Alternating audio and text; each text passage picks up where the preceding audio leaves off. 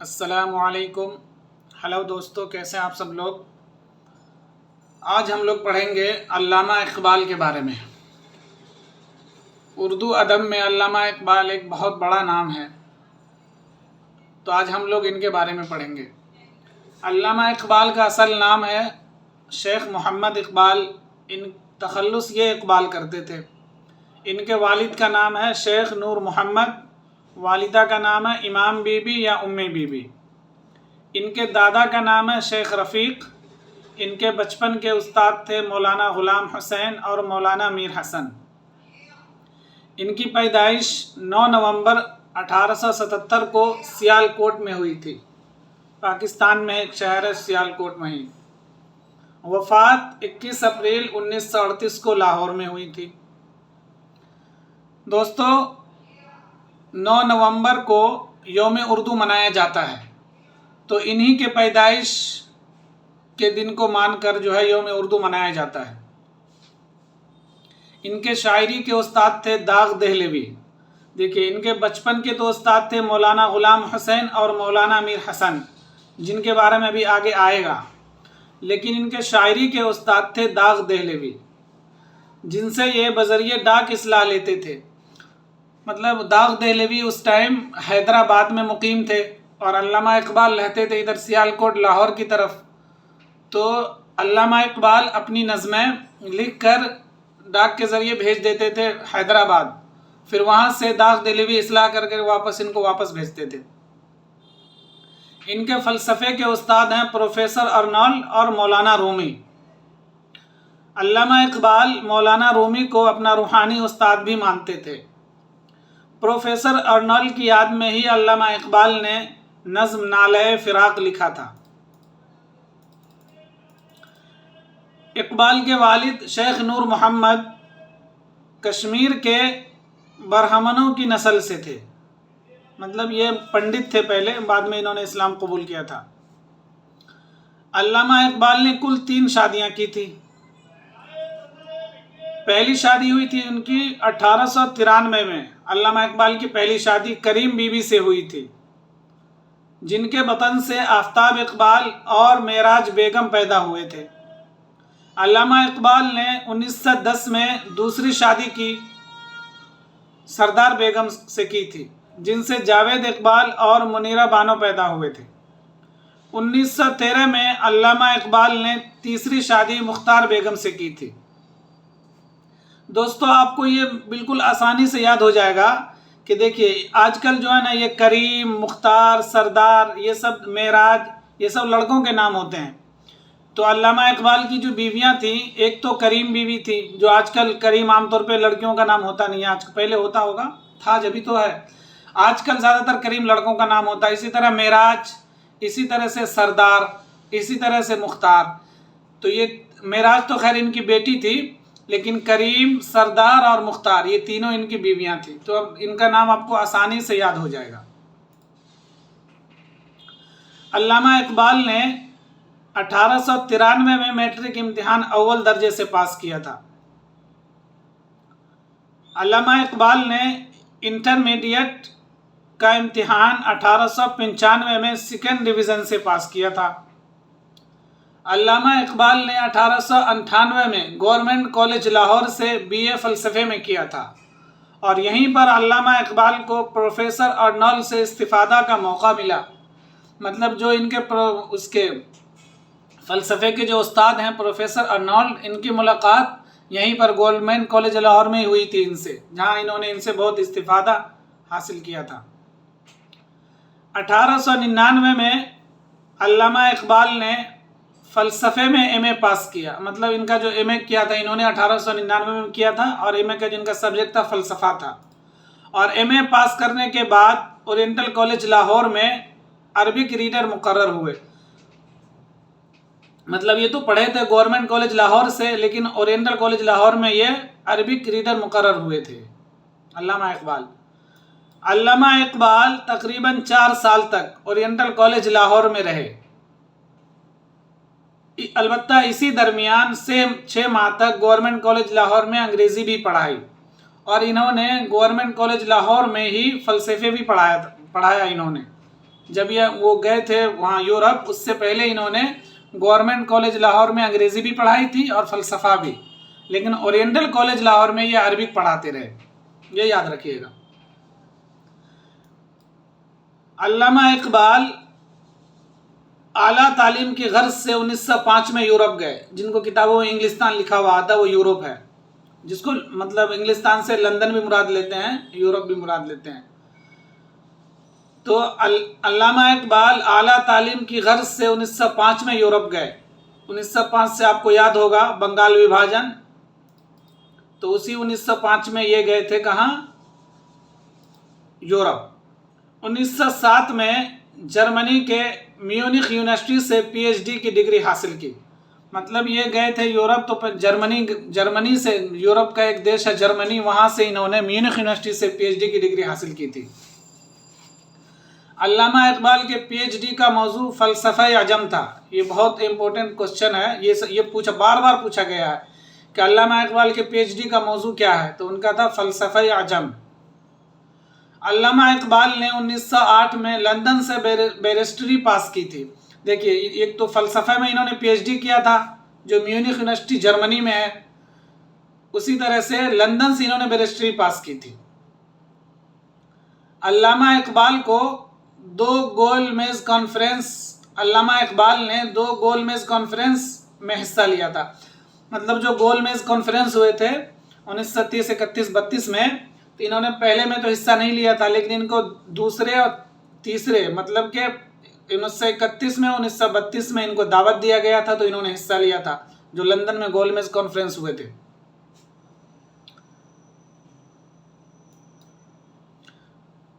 1901 میں انجمن حمایت اسلام کے 17ویں جلسے میں صدر جلسہ میاں نظام الدین نے علامہ اقبال کو ملک الشعراء کا خطاب دیا تھا۔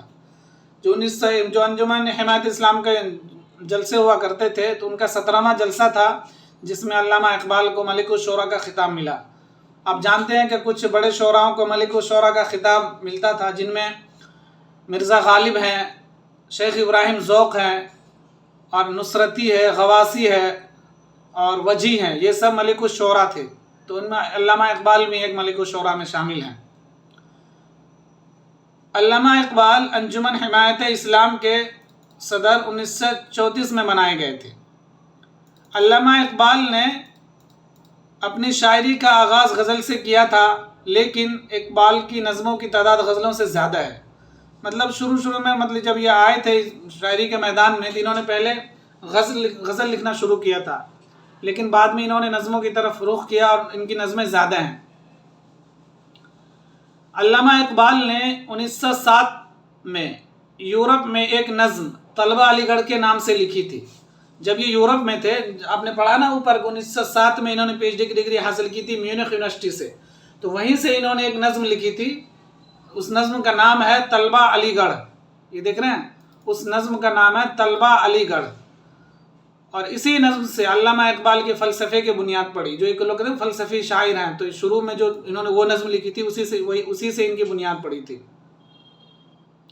علامہ اقبال نے شاعری ترک کرنے کا ارادہ کر لیا تھا، لیکن عبدالقادر اور پروفیسر ارنالڈ، عبدالقادر ان کے دوست تھے اور پروفیسر ارنالڈ ان کے استاد تھے، ان کے کہنے پر یہ اس ارادے سے باز آ گئے تھے۔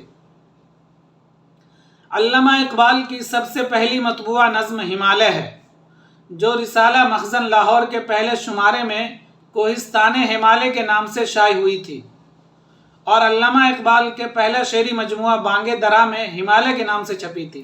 دیکھیے، علامہ اقبال کی جو پہلی نظم ہے مطبوعہ نظم، مطبوعہ اس کو کہتے ہیں جو چھپ جائے، مطلب جو پرنٹ ہو جائے، اس کو کہتے ہیں مطبوعہ۔ جیسے شاعر لوگ پہلے جیسے لکھ لیتے تھے، لیکن وہ بہت نظمیں چھپتی نہیں تھی، وہی کاپی میں رہ جاتی تھی، لیکن جن کو چھپ جاتا تھا، جن کا پرنٹ ہوتا تھا، ان کو مطبوعہ بولتے ہیں۔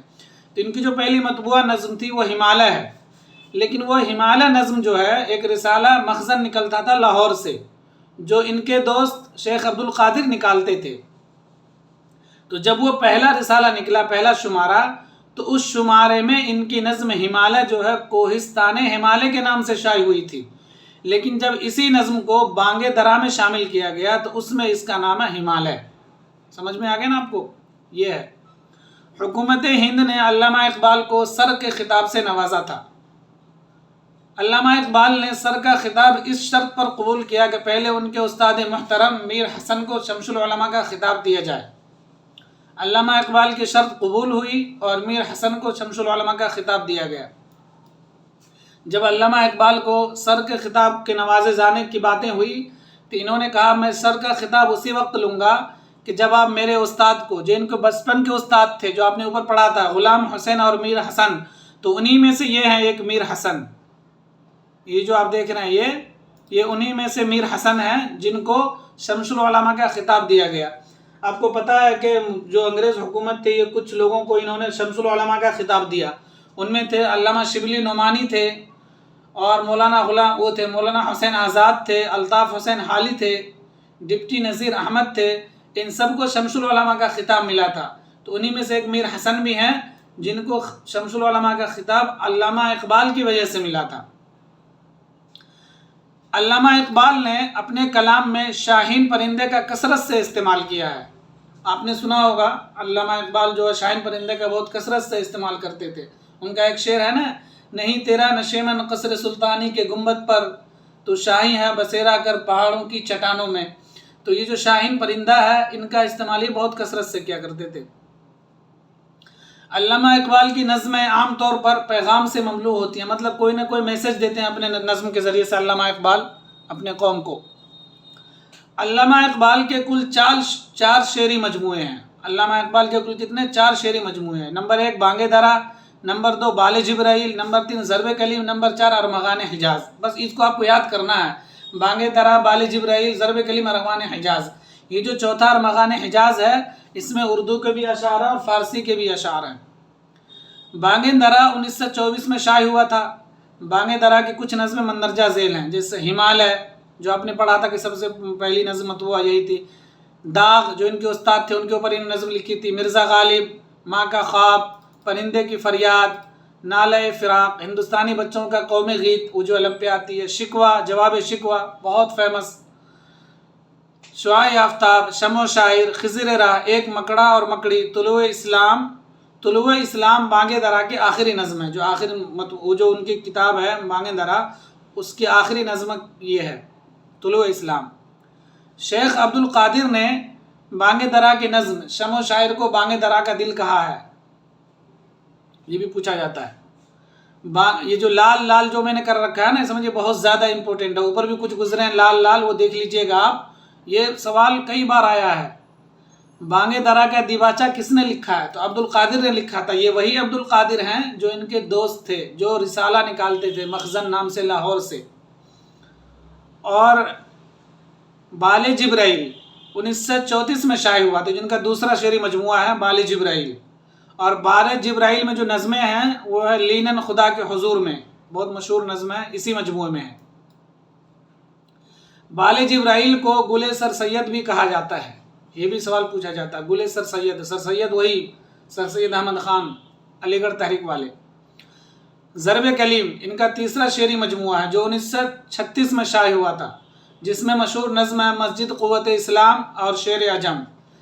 ضرب کلیم کا نام علامہ اقبال سورہ اسرافیل رکھنا چاہتے تھے۔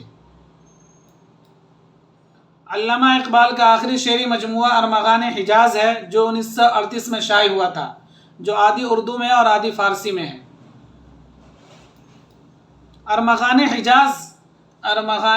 حجاز میں جو مشہور نظم ہے وہ حضرت انسان، یہ دیکھ رہے ہیں، حضرت انسان اور ابلیس کی مجلس شورا، یہ دونوں نظم ہیں کس میں؟ ارمغان حجاز، جن کا آخری شعری مجموعہ ہے۔ اب آتے ہیں نثری تصنیف۔ اوپر جو یہ جتنے تھے یہ جو نظم تھے، اشعار تھے، اب جو نثری تصنیف بتا رہے ہیں آپ کو۔ علامہ اقبال کی پہلی نثری تصنیف ہے علم الاقتصاد، جو 1930 میں لکھی تھی انہوں نے، یہ فارسی میں ہے، یہ یاد رہے آپ کو، یہ فارسی میں علم الاقتصاد ہے، تو نثری تصنیف لیکن فارسی میں ہے۔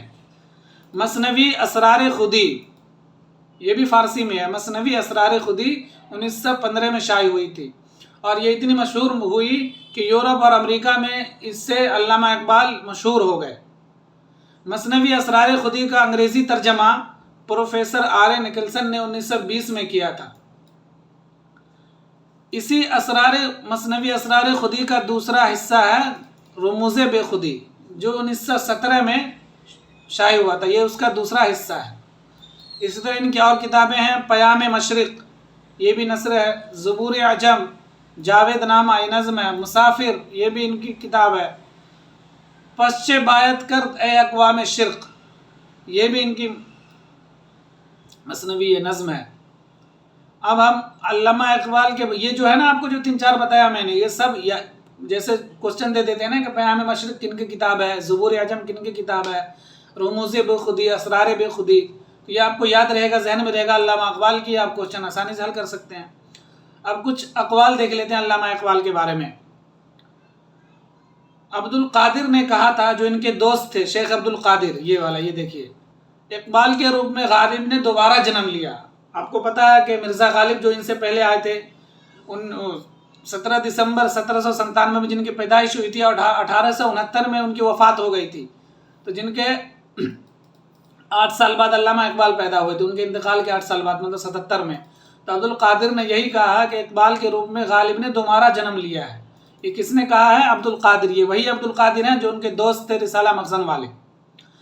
علامہ اقبال کو امام العصر عبد الماجد دریابادی نے کہا ہے، علامہ اقبال کو امام العصر عبد الماجد دریابادی نے کہا ہے۔ تو امام العصر کس کو کہا جاتا ہے؟ علامہ اقبال کو۔ اسی طرح سے امام الہند کہا جاتا ہے مولانا ابو الکلام آزاد کو۔ اسی طرح سے لسان العصر کہا جاتا ہے اکبر الہ آبادی کو۔ یہ سب اب یاد رکھیے گا۔